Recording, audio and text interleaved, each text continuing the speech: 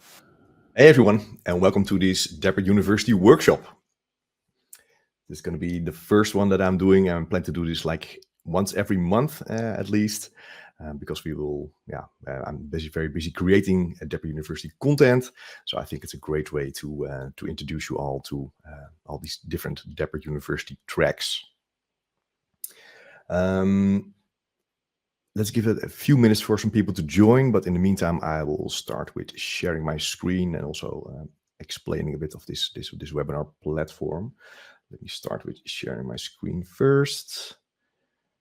I want to share my entire screen because we will soon be starting here.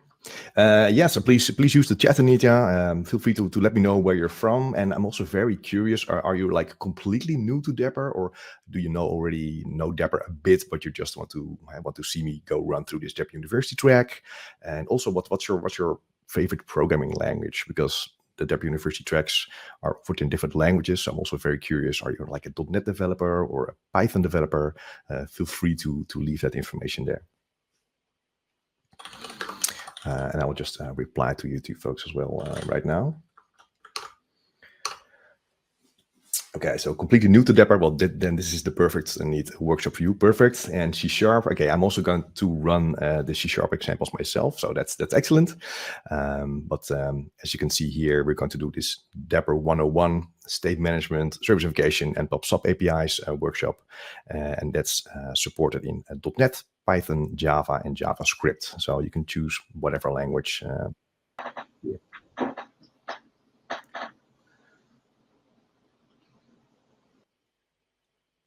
From Sweden, okay, welcome. Also with C#, .NET and Azure, all right. New to Dapr. Akka.NET background, oh nice. Now, I've heard of Akka, but never used it. I definitely need to look into Akka as well. Nice. C# and Python, using Python, all right.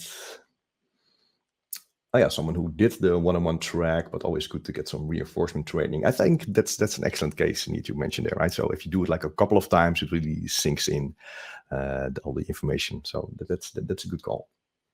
Welcome from London. Hey, we've worked with Dapr recently from India. Nice. All right. So yeah, from all over the world you're attending. So that's great. That's also very nice of all this this online workshops and webinars, right? It's very accessible. I do like that.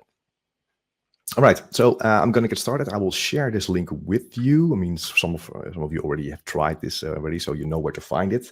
But you can access the learning via digrid.io Dapr-university.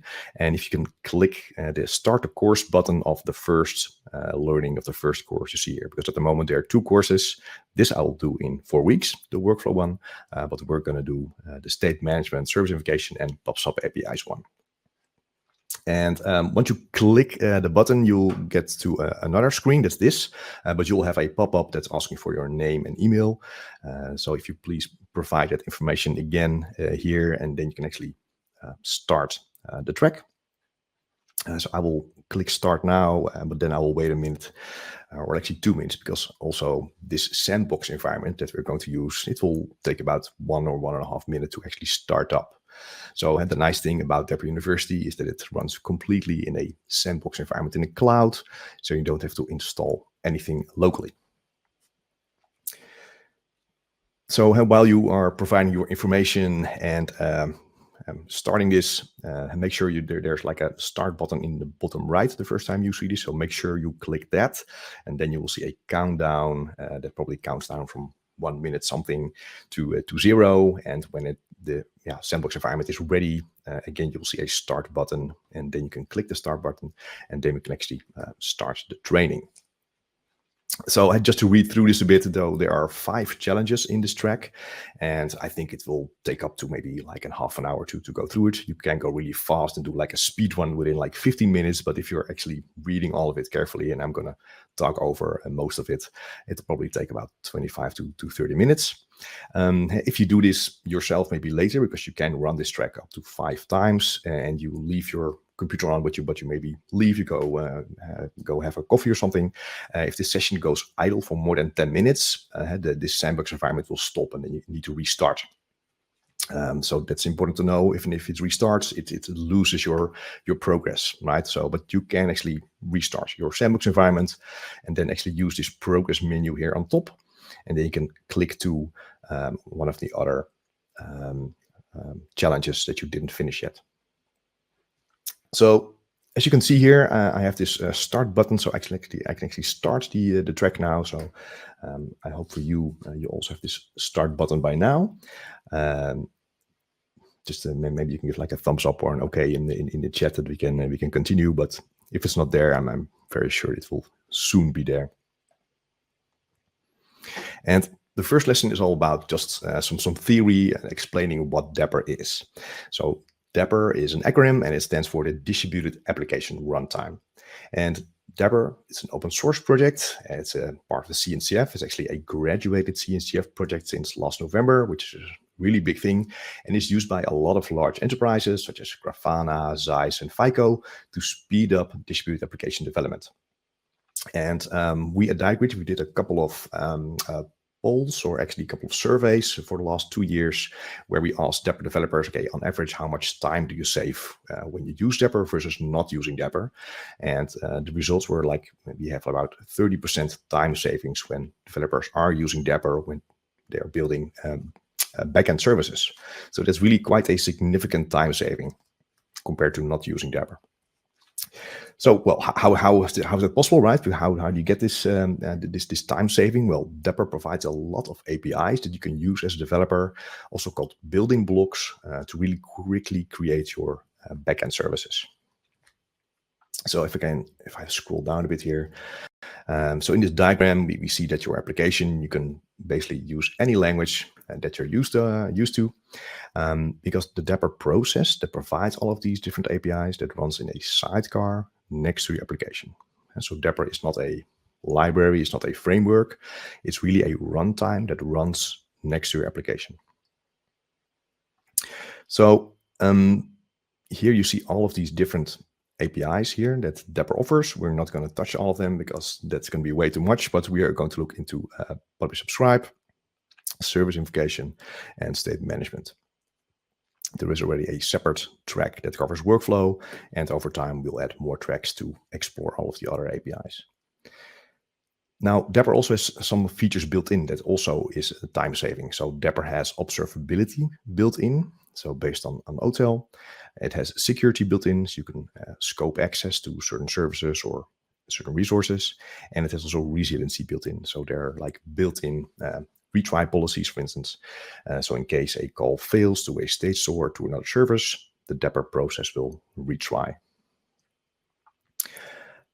Now, Dapr is typically run on top of Kubernetes. So whenever you can run some form of Kubernetes, either plain Kubernetes or some managed form of Kubernetes, you can run Dapr applications. But you can also run Dapr in what we call like a self-hosted mode, and then you use the Dapr CLI. That's what we're going to do in this lesson. We're going to use the Dapr CLI to run our Dapr applications. All right. What else can we say here? So, oh yeah, you can see here that we have a couple of languages called out here, and that for these languages we have a Dapr client SDK. So you don't need to use these SDKs, but it does make it a bit easier to talk to this Dapr sidecar.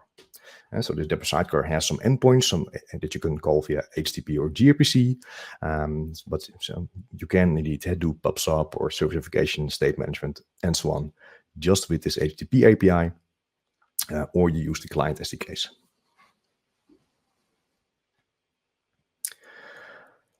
All right, let me move on. So what we list here is all of the different Dapr features. I'm not going to cover all of them because this is really like an introduction session to Dapr, and we're going to talk about service invocation, state management, and pub/sub.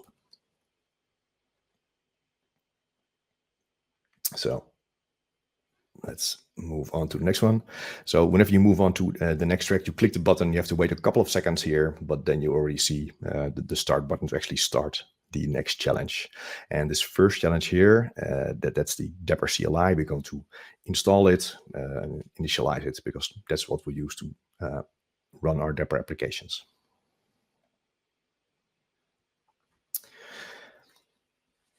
So the Dapr CLI is used during local development, mostly to run your Dapr applications. You can also use it to view the sidecar logs and also to list all of the running services. So what we're going to do here is we are going to download the Dapr CLI and we're going to initialize it. So typically instructions are always on the left side. In this case, we have a terminal window on, instructions on the right side. The terminal is on the left side. In some other challenges, we have also some code windows on the left side. So let's download the Dapr CLI. So this sandbox environment is a Linux machine. So let's use the Linux installation for the Dapr CLI. You can either copy paste this bash command and paste it in here, or you can click the run button and then it will run immediately in the terminal. So let's click this run button. Now the Dapr CLI is now downloaded. So it's version 1.15.1, which is the latest version of the Dapr CLI. We can verify the installation by running dapr-h. So again, we can click this run button and we see a very fancy ASCII art Dapr logo and all of the commands that you can use. So again, I'm not going to cover all of the commands. There's a link here which points to Dapr documentation. We have like a very big documentation site. All of the information, all of the reference information is available there. I will continue with initializing Dapr. And I'm first going to run the command. So that's Dapr init. And then I'm going to explain what it actually does, because it will take a while, because this is going to download a couple of things for us. So I'm going to run Dapr init.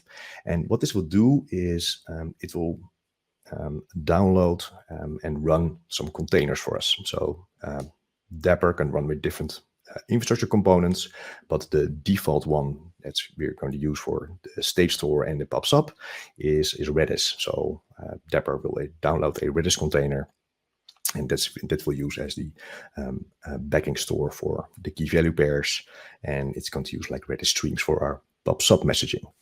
So Dapr init is also going to download and run a Zipkin container. So that's a distributed tracing tool that I'm quickly going to show later as well. It will also create some initial component files. I will come back to component files when we are covering the state store. And it will also download two Dapr services as containers, a placement service and a scheduler service. Don't need to worry about them now. They're of importance when we are covering things like other Dapr APIs, such as workflows or actors or jobs. So in the meantime, the Dapr init has completed. We can now check if all of the containers are running, but also first, let's check actually the Dapr runtime version. So we can use dapr-version. So let's run that, and that gives us the version of both the CLI and the runtime. So the CLI is version 1.15.1, and the latest runtime is 1.15.5. And if you're doing this in the sandbox environment, you'll have the same versions as I do. But maybe if you've run Dapr earlier locally, and you do like another Dapr init on your local machine, maybe you have like an older CLI and then a newer runtime. So it's always best to make sure that the major and minor version is always the same between the CLI and the runtime. It's always best, of course, to get the latest for both of them, but make sure that both CLI and the runtime is for 1.15. All right, so the final check is make sure that all of the containers are up and running, because we will actually run some Dapr commands and call some Dapr API. So we need to make sure that all the containers are there. So let's run this Docker command, and this should list us four different Docker containers. So this is all good. And like I mentioned, we're not actually using the Dapr placement or the Dapr scheduler in this case. This is used for Dapr actors and jobs API and workflow. So that will be covered in a later track. But we're definitely going to use this Dapr Redis container for the state store and the pops up. And we're also going to have a look at Zipkin for our distributed tracing. So to conclude this section, you have to click the check button, because that will actually check if all of these Docker containers are up and running. I mean, we've already checked it, but it's a prerequisite to continue to the next step.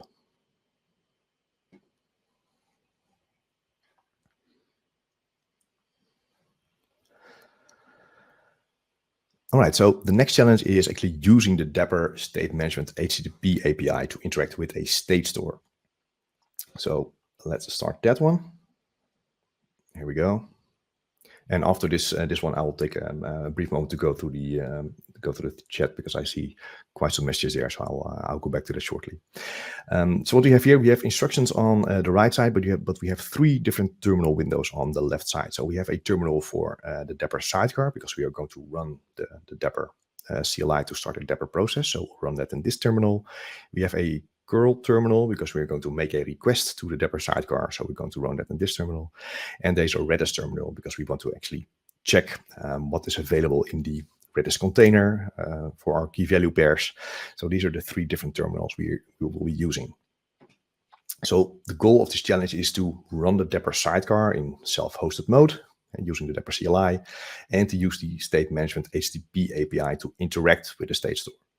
And this is done without running any application. And so normally we will have an application like a service running in the background, and that's interacting with the state store. But we're going to take it step by step. So we are actually the application. We're going to make the request to the Dapr sidecar and invoking some APIs there to interact with the state store. So the first thing that we're going to do is we're going to need to start this Dapr sidecar. So we're going to use the Dapr CLI for this, and the command that we're running is Dapr run, and then we provide some arguments. The first one is an app ID. So every Dapr application that you're running needs a unique ID, and the ID for this one is called my app. In this case, we're also specifying a Dapr HTTP port, and this is to make sure that we're always going to use this port number when we are invoking the request to this Dapr sidecar. So let's run this. When you click the run button, you can then select which terminal is used to execute this command. So in this case, you select the Dapr sidecar terminal. So Dapr is now starting up. It's actually already done. Dapr sidecar is up and running. Your Dapr logs will appear here. If you scroll up a bit, you'll see a bit more what's it doing. So for instance, if I scroll up more, so here we can see that the app ID for this Dapr process is my app. That's exactly what we've said here. And if you scroll down a bit, we see that it's loading components, and components is the way that Dapr abstracts all kind of different underlying infrastructure resources with its API, and component files is a way how to actually configure specific infrastructure components. So what we can see here, that it loaded a component called PubSub, and it's using Redis PubSub. So this lesson is not about PubSub. 2 lessons further, we talk about PubSub, but it also loaded a state store component, and that's also state.redis. So both PubSub and the state use the same Redis container. So it loaded those 2 components, so it knows what to use under the hood. And well, I think that's all there is to know right now. So the logging is quite verbose. You don't need to worry about that. You can also change the logging as well, of course. Right, so let's scroll down a bit. We've seen that the Dapr sidecar is up and running, so we can actually start using it now. So what we're going to do first is we're going to save some state. So we're going to make a post request, and the way we are going to save some state, or to actually use the HTTP API to save some state, is we're going to use the state endpoint of the Dapr sidecar. So all of the APIs are versioned. So we're going to use the version 1.0/state. So this part is the state API. And then this part, state store, that's the name of the component. So each time you are using a component, so that can be like a state store or a PubSub message broker or a key, like a secret store, you need to define a name, and you're using that name in the API. All right, so the next thing that we're going to do is we're going to do a post request. I'm using curl for that. We provide a JSON payload, and the payload is an array. In this case, it only contains 1 item, and that has a key and a value. And the key is name, and the value is Bruce Wayne. Let me actually zoom in a bit more in case it's a bit too small. All right.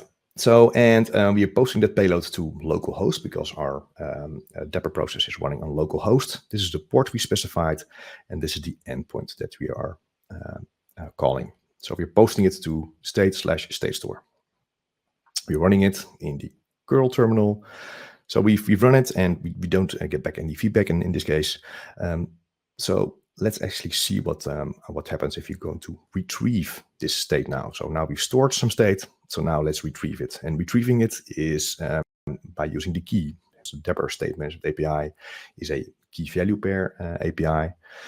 If you are interested in more like SQL APIs, you can use the Dapr Bindings API for that. So the Dapr State Management API doesn't do like SQL statements, but there's something called Dapr Bindings for that.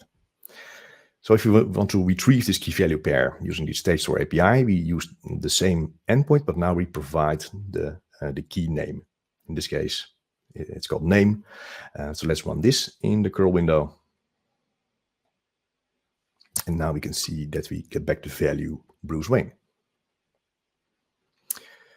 So that's like a very basic example of using the HTTP API to store some state and to retrieve some state. So let's look one layer deeper, because we are using this state API, and in the API itself, you don't have any notion of what's the actual underlying state store. But let's now inspect via the Redis terminal where that state is stored and how does it look like. So we can list all of the keys in our Redis container by executing this keys star command. So let's run this in the Redis terminal, and we get back one key. And you can see that the name is the key, but it's actually prefixed with my app and then a double pipe symbol. So by default, what Dapr does, it prefixes the key that you provided with the name of the application, because my app is the name of our Dapr application. So that's the default state prefix strategy. So to ensure that all of the keys can only be accessed by that application. You can configure a different key prefix strategy to either to not use this prefix at all, or to set it to a different value. That's totally up to you. But this is the default that Dapr uses. Now to actually inspect what's now stored in this key value pair, again, let's run this hgetAll command, which is a Redis command, to retrieve this key value. Let's do this, and here is what we get back. So we get back a data field, and that contains Bruce Wayne, so that contains our actual data, but there's also a version field, and that has the value of 1. So this means that this is the initial value of this key. What actually happens if you call, if you update this key multiple times, so if this the same key, this version number will increment. So you can actually always check if this is the initial value, or is this like an updated value.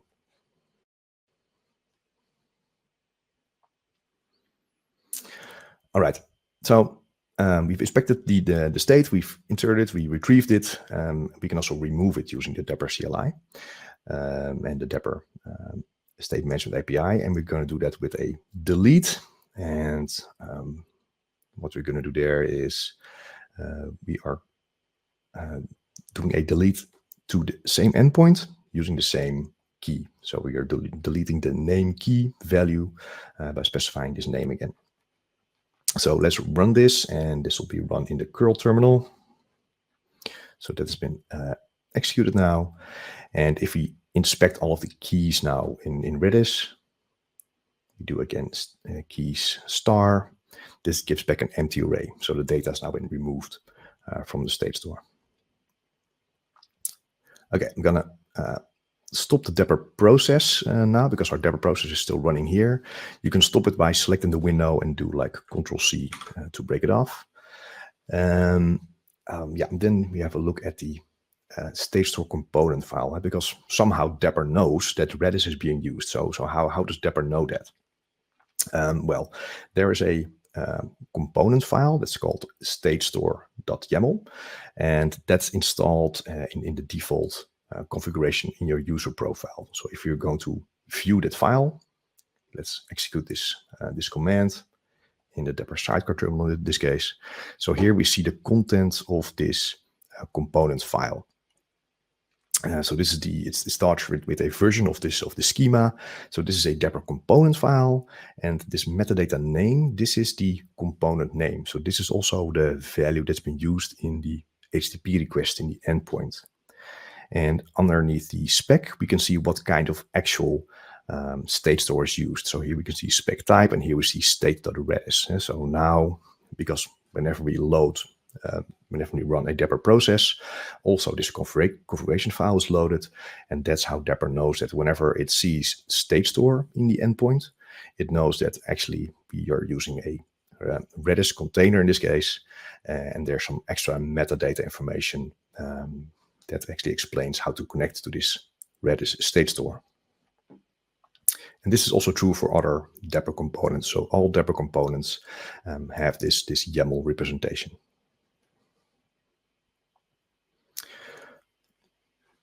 All right. So we finished with the first one, state management. Let me now take a brief moment and go through all of the chat because there's quite some chatter. So let me have a look. Scrolling back a bit. Okay, people started. Someone got a bad gateway error. Okay, I'm not sure why that happened. Please retry. Or maybe you retry later if it still happens. I mean, I'm not sure why that would happen. Someone asked from the case, is Dapr similar to Aspire?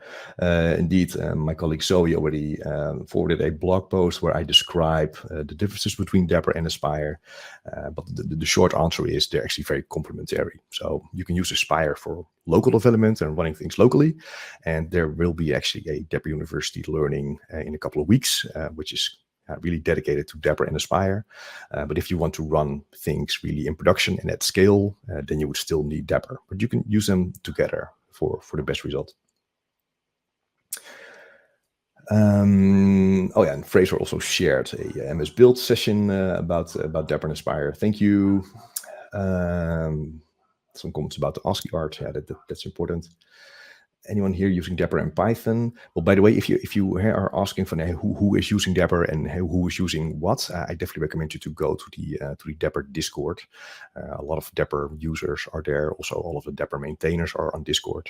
There are like dedicated channels for the languages. And so, if you're interested in who's using Dapr and Python, there's like a Python SDK channel on the Dapr Discord. So all the people who are using Dapr and Python are in there. So that's the best place to ask these questions.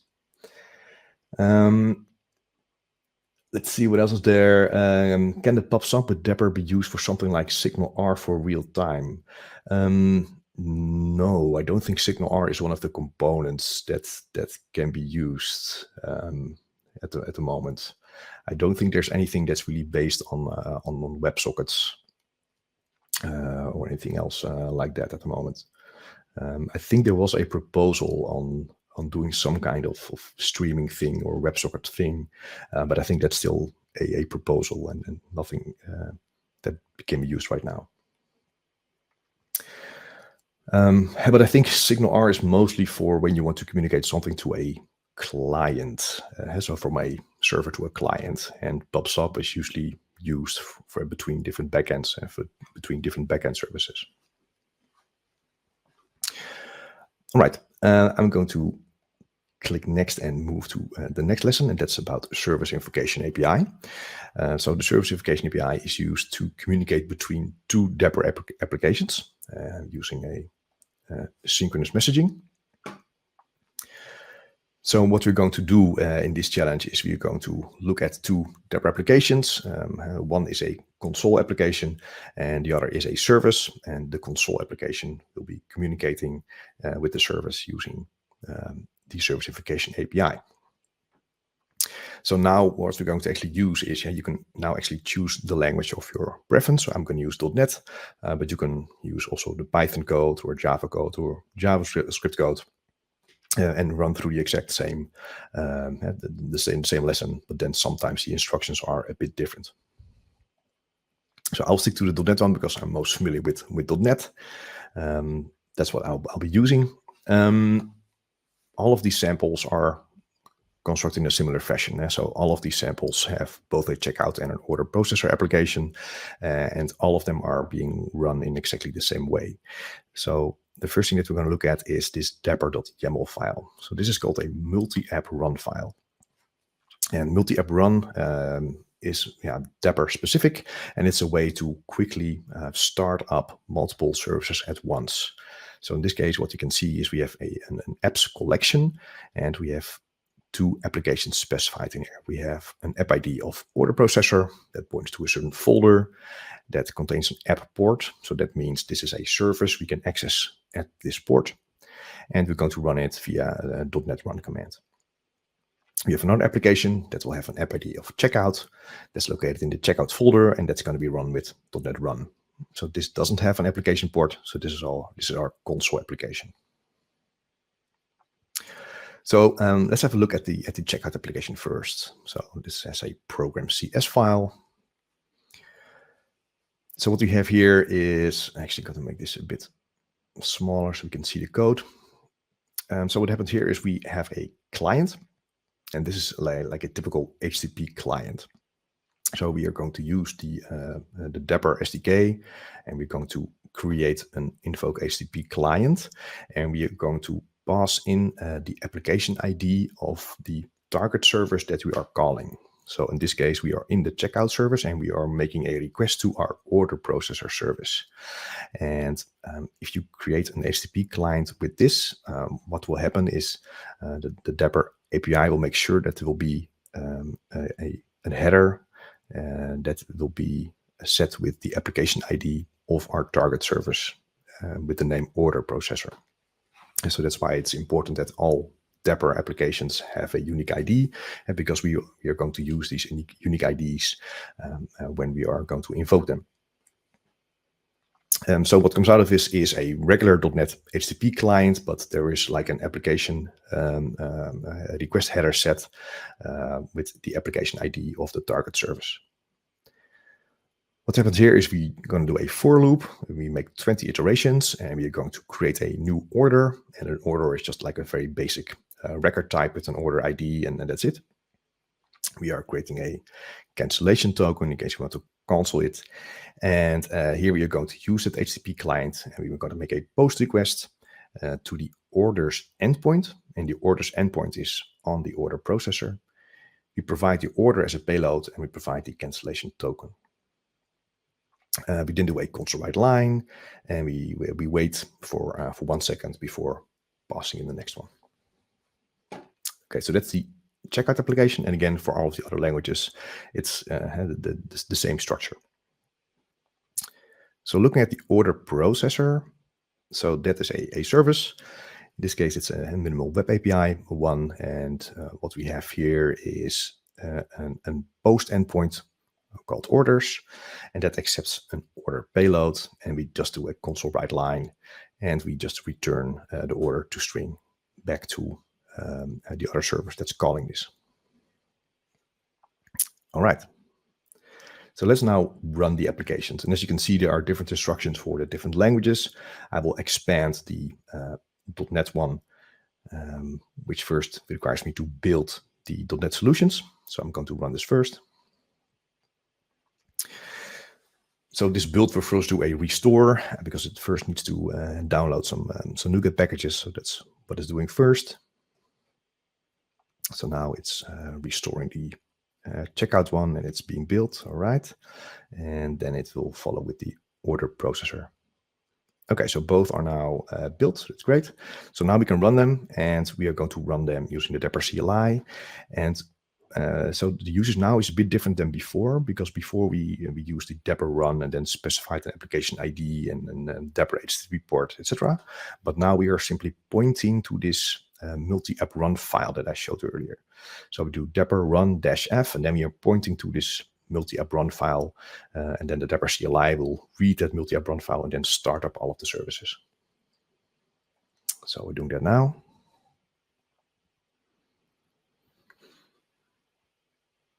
All right, and we see some application logs from both the order processor and the checkout, and now we see that order passed, order received, so we can see that the communication between the two services is working. and it will of course complete until this 20 have passed. You can actually inspect the communication between them if you go to this tracing tab. This will load a website that's exposed from the Zipkin container. So that's also installed when you install Dapr CLI. So this is running locally. If you do a run query here, you just get back all of the queries that have been, all of the tracing information that has been sent to the Zipkin endpoint in the last half an hour. And here we can see all of the invocations that has been done from the checkout folder to the processor order processor service. So if we do a show here, we can look at some details. So here we can see the tracing information from the checkout service calling to the order processor service here. And so by default, all of this tracing information is available. All right, before I click next, I will have a quick look at the chat again. Okay, someone with struggling with debugging Dapr apps using PyCharm. Okay, yeah, I'm not very familiar with Python or PyCharm. I think that's a great question to put in a Dapr Discord, to be honest. Definitely recommend you to go to the Python channel, Python SDK channel in the Dapr Discord and ask your question there. But also, Fraser, thanks you for helping out there. Perfect. Okay, let's go to the next one, and that's also the final one because that is the PubSub API. Right, so again, we are going to communicate between two Dapr services, but not in a synchronous way via request response, but asynchronously via a message broker. So again, we have a similar setup here where we can inspect the code, run some code via the terminal, and all of our instructions here. So the goal is now to run two Dapr applications and communicate them via async messaging. And async messaging requires a message broker.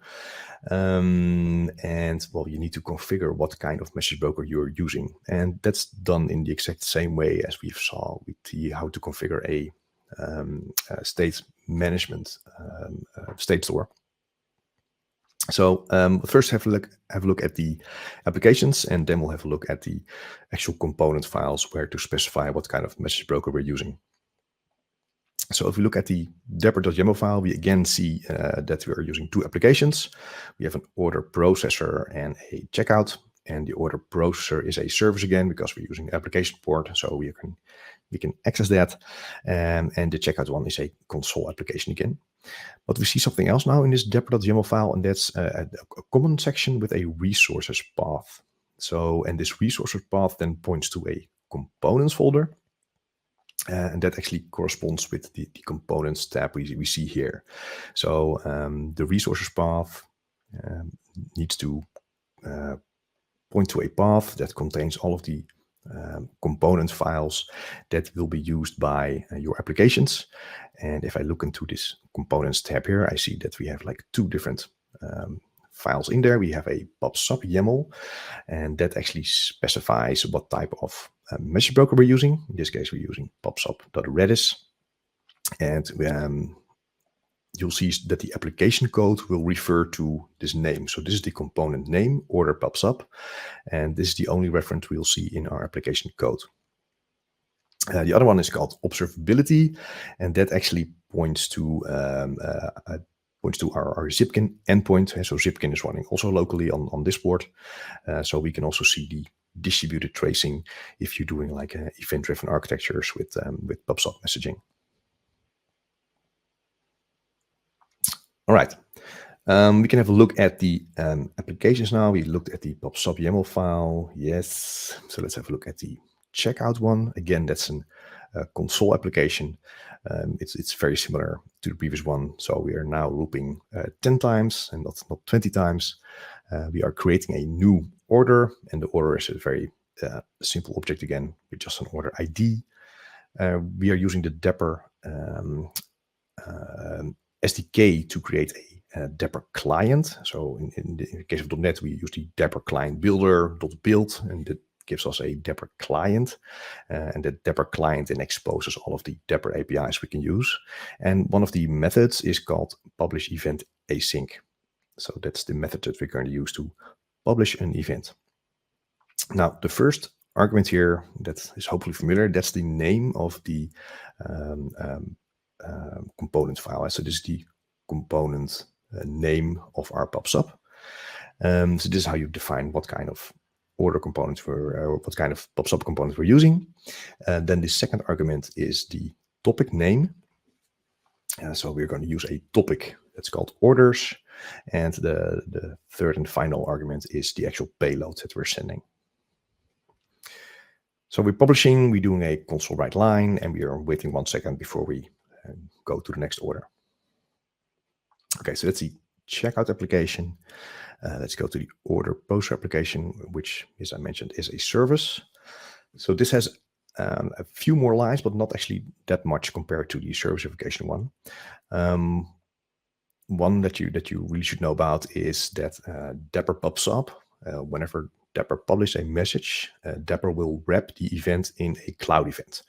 And if you're not familiar with cloud events, it's like a schema. That's also an open source definition. And so this is good for interoperability. So Dapr wraps it in a cloud event, and this is also what allows the distributed tracing to work, because all of the trace headers will be in this cloud event. So whatever is accepting or subscribing to this topic, that should use cloud events, because that's what Dapr uses by default. You can configure Dapr to not use cloud events. That's fine as well, or to create your custom cloud event configuration. But this is what you could do by default. Then what you need to do to enable the routing of incoming messages and to handle them is you need to use the map subscribe handler endpoint.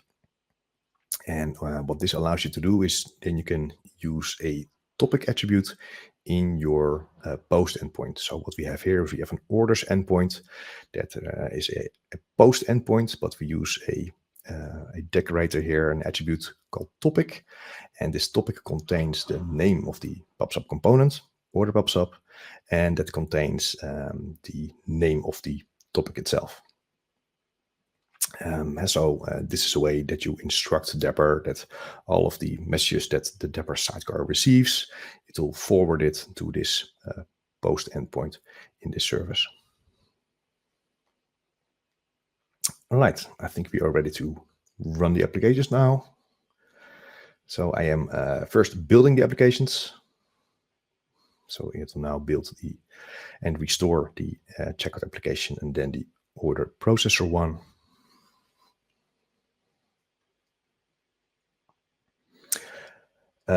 Cloud events are not specific to .NET. That's one of the questions. Is cloud event specific to .NET? No, cloud event is like completely an open source schema, and all languages can use cloud events. And also different languages have different client libraries to work with cloud events. Okay, so we built our .NET applications. So now it's time to run them. Again, we use Dapr multi-app run. We point to this dapr.yaml file.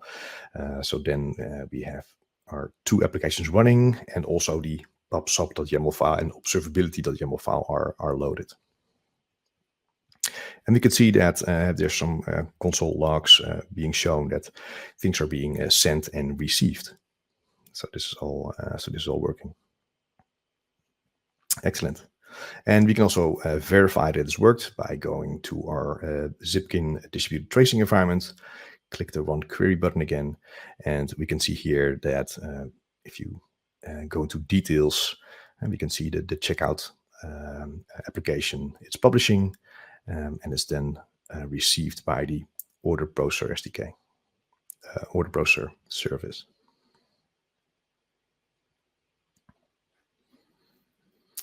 All right.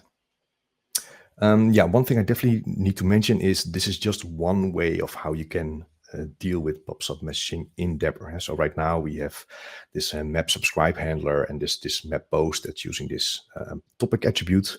So this is called programmatic subscriptions, because we have declared this in code, what kind of component we use, what kind of topic we use.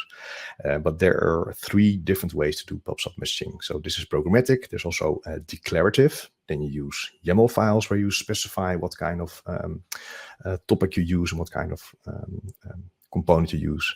And there's also streaming or dynamic subscriptions. And yeah, those are all also programmatic because they're also specified in code, but they're really truly dynamic. So if you don't have like a fixed topic, but that topic you want to define at runtime, then you can use streaming subscriptions. So all of that is linked in this lesson here. All right, so this was already the final lesson of this track. If you are done with this, I definitely recommend you click the next button, because then you can give this track a rating. So because of course I love to hear from you if you find this indeed useful. So please give this a rating. I'm always happy with a very happy one. But if you don't give it a very happy one, please provide some feedback on how this can be improved. Right? I mean, this is just the 101 lesson. So yeah, if you need more detailed information or more detailed lessons, I would love to know what kind of lessons you're interested in. So there is already a workflow lesson here, which I'll cover next month. But you can already start it right now if you want. This is definitely a longer lesson. This will take probably around an hour to complete. There will be a .NET and Aspire lesson in a couple of weeks. There will be a Dapr and Spring Boot, Java Spring Boot lesson as well. What else was there? Running Dapr in production lesson also in about a month or so. So yeah, we're working hard to create loads of more educational content for you that's hopefully providing really good value for you. So I'm happy to hear what kind of other stuff you are interested in. Let me see, any other questions? I don't think so. Yeah, as I mentioned, the Dapr Discord is really the best place to be if you have questions. Also, if you have questions about Dapr University, there is a university channel on the Dapr Discord. So if you have specific questions about university, feel free to drop them here. There are also specific channels for all of the APIs. So if you have a question about the pub/sub API, you can drop them in there. And like I mentioned, there are also programming language specific channels. And so if you want to ask something about Python, then this Python SDK channel would be the best place for you to go. All right. If there are no more questions, I think we are done. And this lesson is available for, I think for 2 months by default, and you can run it up to 5 times. So if you have completed it now, or maybe you haven't completed it yet, you can always come back to it and run it again. Okay. Thanks, everyone. Until next time.